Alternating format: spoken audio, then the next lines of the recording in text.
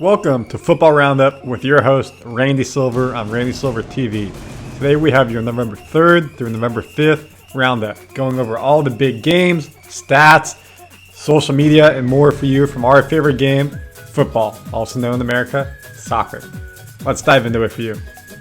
The biggest story that broke in the US is from the women's game. It's being reported that Emma Hayes is set to become the US women's national team head coach. Chelsea coach for the women's team is expected to leave at the end of the season.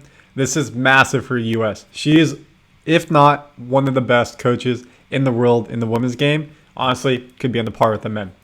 What is her track record, you may ask? Well, let's show you. She has 6 WSL titles. That's women's Super League titles, 5 women's FA Cups, and 2 women's League Cups. She is killing it at Chelsea. This is a massive blow for Chelsea's women's team, the loser. Of course, for us here at the U.S., massive win. How did we do in the World Cup? We got out very early. I want to say it was a round of 16.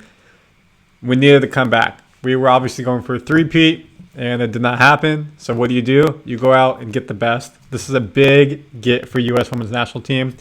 The biggest women's national team in the world. Most high profile for sure. The best history. The world's catching up. How do you stay above? You got to go get the best. So U.S. women's national team, we go get Emma Hayes, who should join us at the end of the season, meaning she should be there for the Olympics. Now we can take it to the men's side of England, the Premier League. How did the games turn out? We got Man City on top of the table. However, wait. Who hasn't played yet? Monday, tomorrow, this is being taped Sunday night. London Derby, Tottenham, Chelsea. And where are they in the table? Well, Chelsea ain't going to be at top. Tottenham is right there, 26. So if they can get a win, they'll have 29 points. They'll go to the top. If they get a tie with 27 points, they would stay in second because of goal differential. It would be worse. Chelsea sit in 13th place. A win for them would take them to 15th. Take them to the top 10 because of goal differential. A loss keeps them right where they're at, lower part of the table. After this week's games, you can see, I'm going to go over the game. City won. Tottenham have not played yet. Liverpool drawed against Luton Town, which was unexpected. You think they would come in and beat a team that just got promoted up. Great for Luton Town. Not good for Liverpool. They need every point you can get in a close title race. And then 4th is Arsenal. They had the loss at Newcastle. Controversial. We're going to dive into that. Aston Villa lost as well. And that's your top 5. When we look at the bottom of the table, you got Man U in 8th. We talked about Chelsea. Your bottom 3, Bournemouth, Burnley, Sheffield United. Which Burnley kind of expected. Sheffield kind of expected. Bournemouth, they were not good last year. Luton Town, with that point, it's out of the bottom. And you probably would have put money on them never being on the bottom 3 throughout the season. You would have won a lot of money. But nope, they proved you wrong. Here's the scores from the weekend. Man U won at the death by Bruno Fernandes, their captain. We have Brentford beating West Ham. Newcastle, Arsenal 1-0. Newcastle with the W. City, pretty easy win there. Today, we talked about some of those games. Nottingham Forest, a big win. The biggest thing, again, was that Newcastle-Arsenal game right here. Gordon scored in the 64th minute. 3 different sequences on the goal could have been turned over for VAR. Arteta thought all 3 should have been, and it was not called over. He was not happy. And I think we have it right here for you. No, we don't. Do we have it right here for you? Here it is. So what did Arteta say? Unacceptable errors. Specifically, he says urgently needs to be addressed to standard of officiating. Very grieved for the Newcastle on Sunday was disallowed despite a triple VR check, which took more than 4 minutes by the referee. Stu Atwell confirmed his decision. The VAR, Andy Madley, reviewed the goal for a possible offside, foul, and determined whether Joe Locke ran the ball to play in the build-up. All were not, and it could have been. We look here. Let's see if we can show you. This is over the line, tough angle. They're saying that was a push in the back right there, and then an offside. All 3 did not get turned over by VAR. And that stood. So here's one right here. So you can see is it out of play. It looks out of play to me, to be honest. but they let it go. If it's not clear, then you got to keep with it. Honestly, they should put goal line technology across the whole end line versus just under the goal. So Arteta made some fuss about that. When we look at the top scorers, Haaland is the first person in the EPL to break double digits with 11 goals. He went out early in the game at halftime. They were winning very comfortably. Looked like he maybe had a little twing come up, so be cautious. Early in the season, Champions League coming up. Let's be careful. Neto has the most assists with 7, and then goals plus assists, Haaland's at 13. And look at the 3 big boys, Haaland, Min Son, and Salah at the top. When we look at the top teams, City's rated the best team at 7.36, goals per match 2.5, goals conceded per match 0.7. So if you score the most goals, you can see the least goals, you're going to be looking pretty good. Luis Diaz says his and his family are desperate, distressed, and without words describe what they're feeling. If you're not caught up on this, his parents, his mom and his dad were kidnapped in Colombia. His mom was released and she's now back safe. His dad is still being held captive. He missed about a week and a half of games. Obviously, to deal with it and the emotional distress, do not push him forward and make him play when he's not ready to go.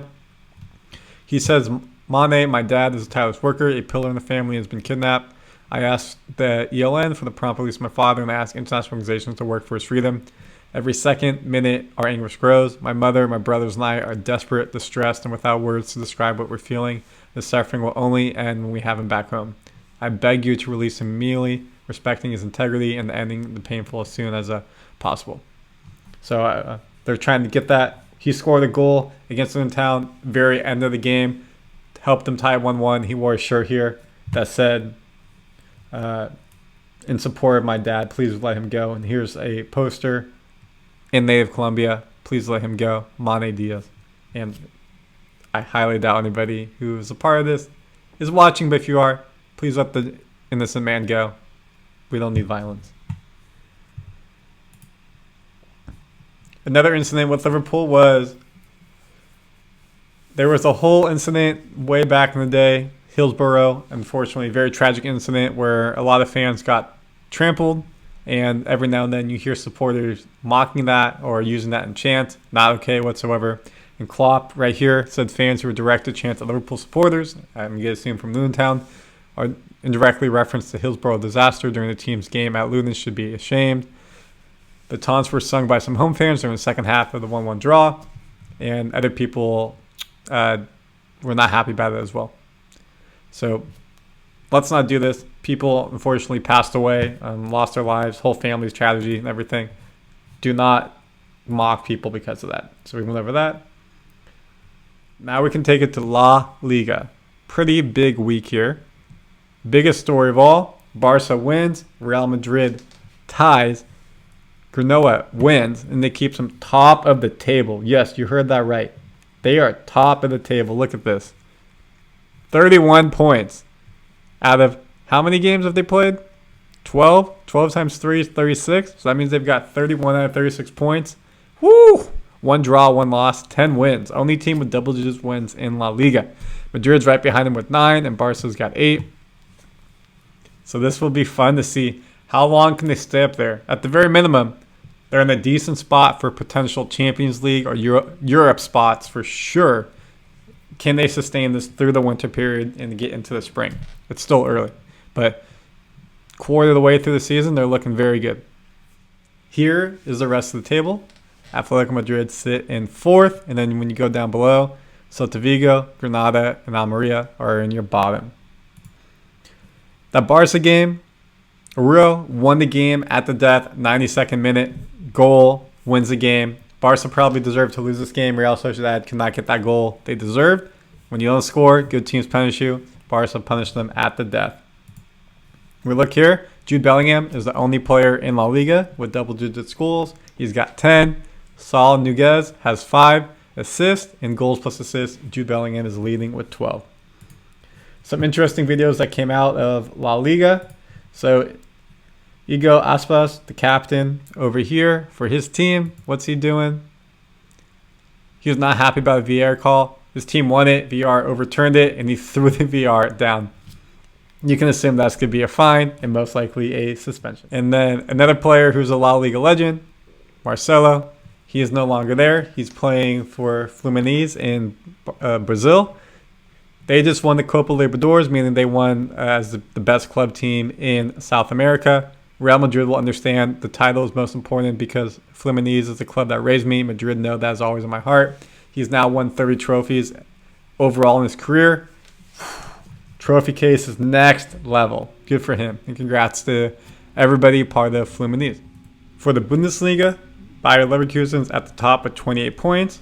Good for them. That is Xabi Alonso's team. He's doing a great job coaching them. Took over last season.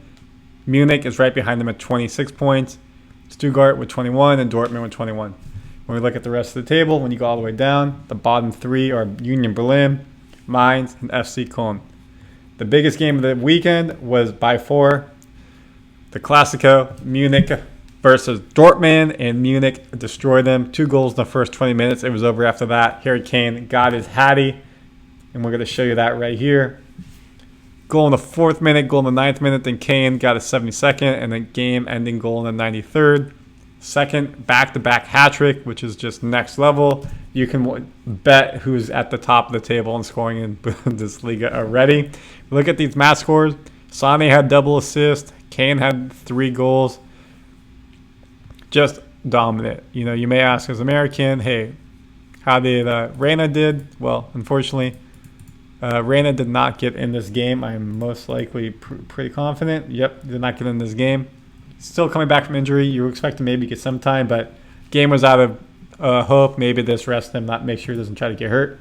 Kane's got 15 goals, but hey, Garcia is right behind him with 14 assists. Xavi Simons with 6, and then goals plus assists. Harry Kane's got a whopping 20, 15 goals, 5 assists already.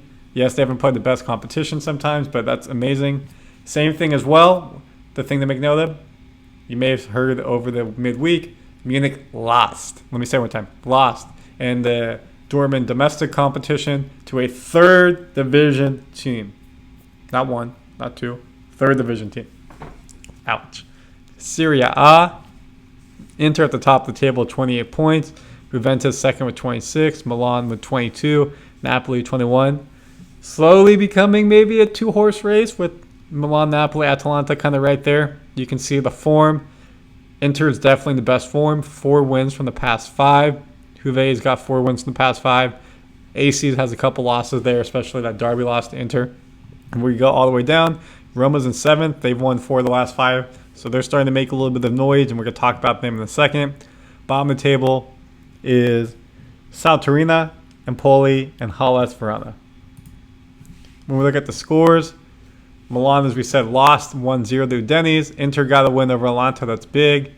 Roma got a last-second death win over Lecce, which is massive for them. A couple games tomorrow. In this game, who got that W? Lukaku.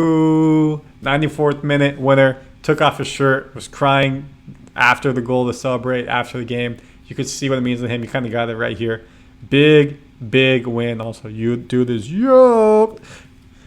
And it's big for Lukaku. He needs to score for this team. You know, Tammy Abraham out there as their striker just was never able to potentially stay healthy or put a good run of games in. So can Lukaku be the man going from the whistle and jeers of San Siro to the love and beauty at the Stadio Olimpico? We look at the top scorers. Lautaro Martinez, only person double digits. Double the next closest person, which is actually Lukaku with 6, and Osimhen at 6. Marcus Thurman's got 5 assists, and then Martinez 13 goal assists. I mean, he's got 1 assist there. We look at League One. Always just kind of got to show who we got. We got Nice in first place with 25 points, above PSG with 24. Monaco 23, and Reims with 20. Feel like PSG is going to probably pull away with this. You can see both teams have 4 wins out of the last 5, being a draw there. Bottom of the table, Lyon, which normally is perennial type of European level team, not doing good. A lot of distress there. Just fired the coach, new coach in, so we'll see how that goes. And then you got Clermont Foot and Metz at the bottom 3 as well. Here are the scores from the weekend. PSG with a 3-0 win. You can see across the board there the scores. A lot of 0-0s here so far. Just to show you that PSG, who do you think got the goal in that game? Not Mbappe. Surprise, surprise. Lee, Emery, and Vitana with the 3-0 win over Montpellier. However, Mbappe does have 10 goals already, so don't worry. He's getting his goals. Double-digit goals, 10. Nobody else is close with 7. Assists, most of Simon with 4. Goals plus assists, Kylian Mbappe with 11. Then it takes us to the Saudi League. Al Hilal is leading the pack without Neymar. He just got his knee surgery for the 20 ACL. Go and look at some reports. It was actually noted that he threw a party 2 days before surgery in Brazil, had everyone come over to the house. People's cell phones were taken away. Poker, drinking, dancing, etc. And people weren't happy. Like, if you want to be the best, you gotta prepare for the best mentally, physically. The Brazilian president actually said, like, look at Messi. He wins the Ballon d'Ors and he doesn't go out and do a bunch of crazy stuff because he prepares and he makes sure he's a professional athlete. Neymar, you could look at the same. That was his context, which is wild to say. Al Nassr, Ronaldo's team, after a tough start to the season, have won 4 of the last 5. Now they're in second place. Benzema's team is a little bit on the downtrodden run. When we go in here, we look at the scores. They did get that loss here. Al Hilal won, even without Neymar. But who do they have in their team? You know, again, a bunch of European players. Mitrovic, he got a goal. El Dwasri, got Mitrovic, Savic right there. So they got Neves. So they got some big people. When we show you who scored for Ronaldo's team, you're going to even be like, okay, wait, what? I did not know he was there. And we're going to show you who got the goals for Ronaldo's team. Ronaldo, of course, and Laporte. Yes, the Laporte from Manchester City is now there as well. So their team is pretty stacked. You got Mane coming from the side, and they're moving up the table. You can guess who has the most goals? Ronaldo. Mitrovic is really close with 9, but no. Ronaldo's got 12, and he also has 7 assists. Almost 20 goals plus assists in the season. He'll get it probably next game. But dude is still raking it, killing it. We saw what he did for Portugal during the international break. Yes, the competition in Saudi Arabia is not where it was in Europe. If he came to the U.S. and played in MLS, he would be doing the same thing, what we saw with Messi. Just superior athletes. Does not need to run across the field as much as he used to. Right place, right time, and he's still got a deadly shot. Speaking of MLS, let's go ahead and refresh this for you. MLS playoffs is happening right now. Our first team in the knockout round from the East and West are both gone. Cincy won and Sporting Kansas City won. This knockout round is best of 3, so you got to win 2 of the 3 games. If a game goes to extra time or ends in tie, then you go to penalty kicks. So Sporting Kansas City knock out the number 1 seed St. Louis, while Cincy, the number 1 seed, go ahead and do what they need to do and move on, beating Red Bull. Yes, Miami did not make it. Miami did not make it, meaning Messi is at home relaxing and probably deserves it. When we look here are the scores from the MLS. We'll have games throughout the week. You know, personally myself, I'm not the biggest fan of this. Like, you're the number 1 seed, you got to win best of 3. It should be some type of advantage as number 1 seed for a long season. And I think that's something that they may look to change. Overall, for the stats, Dennis Bonaga became the number 1 scorer, or is now named the number 1 scorer with 22 goals. Thiago Almada with 16 assists is the number 1 assister, and goals plus assists, Luciano Acosta of Cincinnati with 30. Good for him. Well-rounded player. Tuesday, Wednesday, Thursday, what do we have? The Champions League and Europa Conference League and Europa League. Tuesday, Wednesday, Champions League. Thursday, Europa League, Europa Conference League. So let's dive into the standings, the matches for you. And here's your Champions League preview coming up this Tuesday and Wednesday, November 7th and 8th. Let's get it. This is match day 4. Everyone you played from match day 3, you're going to be playing again. So who would that be? We have Dortmund, Newcastle in the group of death, Shakhtar Donetsk, Barcelona, Atletico Madrid, Celtic, FC Porto, Royal Antwerp, Cerveza versus Leipzig, Lazio, Feyenoord, City, Young Boys, another group of death, Milan, PSG. And then on Wednesday, you have Napoli, Union Berlin, Real Sociedad, Benfica, Arsenal, Sevilla, Munich, Galatasaray, Copenhagen, Man U, PSV Eindhoven, Lens, Real Madrid, and Braga, Salzburg, Inter. So before we show you the standings, let's remind you from match day 3. So again, the teams they played. Munich beat Galatasaray, Inter beat Salzburg, Sociedad beat Benfica, Madrid beat Braga, Lens and PSV tied, which is also a bunch of USA players here. United beat Copenhagen at the death. Onana, what's his name? PK save at the very end. Arsenal beat Sevilla. Napoli beat Berlin. Barca beat Donetsk. Feyenoord beat Lazio. Atletico Madrid and Celtic tied. Dortmund beat Newcastle. PSG rocked Milan. So can they come back and do that? They need a W. Leipzig beat Sevilla 3-1. Antwerp lost to FC Porto. And Young Boys lost to City. Let's look at the table for you. Munich's at the top with 9 points of Group A. And then Galatasaray, Man U are right there. You can see who they're playing. First is playing second. Big for them. If they get this, it's over. And right here, whoever wins this is going to be massive because you'll be super close to second. Say Munich beat Galatasaray. United beat Copenhagen. They now have 6 points to 4. They're sitting in a decent spot. Group B, Arsenal at the top of Lens. They play...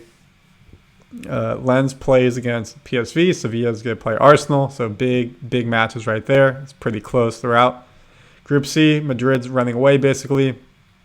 Napoli is playing Union Berlin. So you would expect those two to pull away and win. And that's kind of that. Group D, Sociedad versus Inter. They're running away. They're playing respective teams below them. They should be just fine. Group E, Feyenoord with 6. Atletico Madrid with 5. Lazio with 4, Celtic with 1. Again, running away. Feyenoord is playing Lazio. You expect Lazio to put up a good fight. Atletico Madrid, you think, probably outlast Celtic again, get the 8 points. Group F, Group of Death, really close, 6-4, 4-2. Milan basically needs to beat PSG or their hopes are pretty much over. Right here, a tie would do both good. A loss could be damaging to try to get in the Champions League moving forward. But they're going to both hope that Milan loses and they can get a point.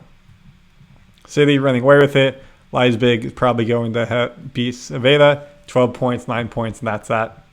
And then Group H, Barca's running away with it. You expect them to get the W against Donetsk again. 12 points, that's that. And Porto gets a win. They'll be over to beat Royal Antwerp. So that's your overall review. Of course, we have Europa League coming through as well. So this is the same thing where Europa League has their match day 4 on Thursday. And in Europa League, you're going to be playing those teams from match day 3. When we look at the table, West Ham's leading Group A, tied with Freiburg. Group B, Marseille is leading Athens 5-4, but it's a close group. We look at Group C, Betis, Prague, and Rangers are all right there. So is Aris, fair enough, with 3 points. Group D, Atalanta, Sporting are right there, with Strom right there as well. Group E, Liverpool running away. Don't worry about them. It's going to be a Toulouse versus Union battle for second. Group F, Reims is right there. Group G, you have Roma right at the top. Group H, then you have Leverkusen, just like in Bundesliga, they're at the top. Leverkusen's at the top right here as well. So they're going to be playing on Thursday in their match 4. And then you have the same on Thursday as well. You have Conference League. Lille at the top with 7 points. Group B, you have Ghent at the top with 7 points. Group C, you have Plzen at the top with 9 points. Runaway, they're about to clinch. Everyone else has got 3 fighting for second. Group D, Club Brugge with 7 points. Group E, 2 at the top, Aston Villa and Warsaw. Group F, Fiorentina, Fenerbahce with 5, and then Genk with 5 as well.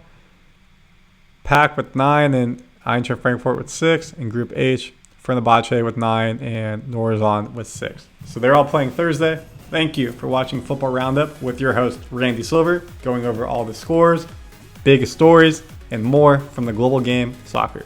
Comment your thoughts and let me know if this is what you love, you want something different, a league I may have forgot. And of course, come back here on my channel for this on a weekly basis. I have so much more videos about becoming a sportscaster, other sports, and so much more. Thank you for watching. Enjoy the games. We'll be back for your Champions League and Europa League review midweek.